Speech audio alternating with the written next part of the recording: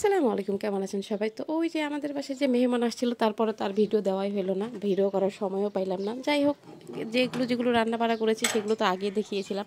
তার মধ্যে যে সজনে ডাঁটা আছে, ও বাবা, সবাই মিলে আবার ডিম ছিলতেছে, দেখছেন? ডিমের কি বাহারি, একজন ছিলতেছে হইতেছে না, এক গোষ্ঠী ধরে সবাই আসছে ডিম ছেলার জন্য। এই যে আমার ছেলে বলতেছে, আম্মু আমি ডিম ছিলবো। তো এই যে আমার যা ছেলে, সেও ডিম ছিলবে, আমার শাশুড়ি সবাই মিলে ডিম ছিলতেছে। রে বাবারে, কত ডিম যে সবাই মিলে ছিলতে হয়!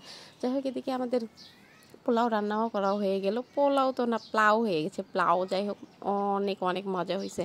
তো এদিকে আমি পোলাওগুলো বেড়ে নিচ্ছি। মুরগির মাংস আছে, সাথে গরুর মাংস আছে, ডিম রান্না হয়েছে। তো সবাই মিলে একসাথে খাওয়া দাওয়া আসলে মজাই আলাদা। তো এখন যেহেতু একটু গরম গরম সময়, এই সব পোলাও মাংস খেলে বেশি বেশি গরম লাগে। তো বেশি গরম লাগলে তো আর হবে না। ঈদের মধ্যে সবাইকে দাওয়াত করা হয়েছে, সেহেতু সবাই মিলে একসাথে খাওয়ার মজাই আলাদা। এই যে এখানে রানের একটা মাংস দেখা যাচ্ছে, আমার ছেলে বলতেছে, আম্মু আমি রান খাবো। তো আমি বলছি, ঠিক আছে, তুমি রান খাবে না তো কী খাবে বলো?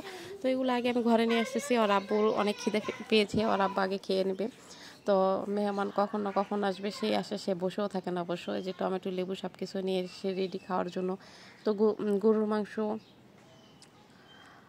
মুরগি আর হলো ডিম, এই ছিল আমাদের আজকের আয়োজন। যাই হোক, সে খেয়েছে। তারপর বিকেলবেলা সবাই মিলে আবার মিষ্টি টিষ্টি এগুলো খাওয়া দাওয়া হয়েছে। দই নিয়ে আসছিলো, বড় একটা তরমুজ নিয়ে আসছিলো, সেই তরমুজটাও কাটাকাটি করা হয়েছে। তো সবাই মিলে আমরা এখানে খাওয়া দাওয়া করি। ততক্ষণে আমরা আবার কি কি বলে, আমার শাশুড়ি আবার বড় করে, মানে বড় পাতিলে গরুর মাংস রান্না করছে। তো এখানে 6 কেজির পরিমাণ গরুর মাংস আছে। বলছে যে সবাই ভালো করেই খাবে দাবে, তো তুমি একটা বাটি নিয়ে আসো, সবাইকে বাটিতে বেড়ে বেড়ে দিলাম। ঠিক আছে, একটা বাটি নিয়ে আসলাম। বাটি নিয়ে আসার পরে যে সবাইকে আমাদের বেড়ে দিছে। আমরা মুরগির মাংস, ডিম, তারপর গরুর মাংস সব কিছু মিলিয়ে একসাথে খেতে বসেছে। তো খাওয়া দাওয়া শেষ করার পরে সেমাই রান্না করবে আমার শাশুড়ি, সেই জন্য সেমাই দুধ সব কিছু রেডি করতেছে। আমিও সেমাইয়ের এদিকে দেখতেছি যে কীভাবে তাকে সাহায্য করা যায়।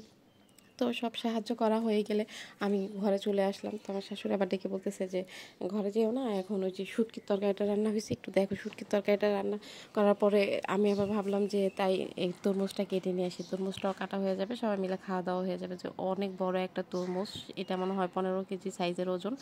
তো বিশাল বড় এই তরমুজটা দুলাভাই আসার সময় নিয়ে আসছে, সাথে তারা মিষ্টিও নিয়ে আসছে। আমার শাশুড়িও তরমুজ কিনেছিল, তারটা অনেক বড় ছিল। তো তরমুজটা যখন কাটি, তখন আমার ছেলে বলতেছে, ওই মধু মধু, রসমালাই রসমালাই। তো আমার খুব হাসি পেয়েছে, আমিও এক টুকরা খাইতেছিলাম।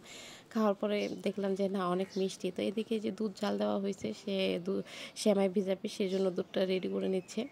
তো এদিকে সেমাই ভেজানো হচ্ছে, সবাই মিলেমিশে একসাথে খাওয়া হবে।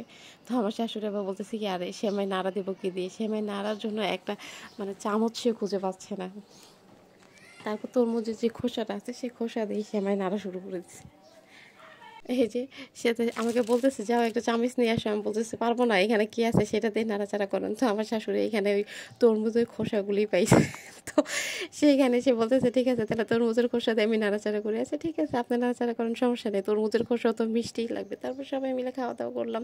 সেমাই টেমাই, মিষ্টি, দই, সবাই একসাথে বসে খাওয়ার মজাই আলাদা। তো সবার খাওয়া দাওয়া শেষ। আসসালামু আলাইকুম, সবাই ভালো থাকবেন।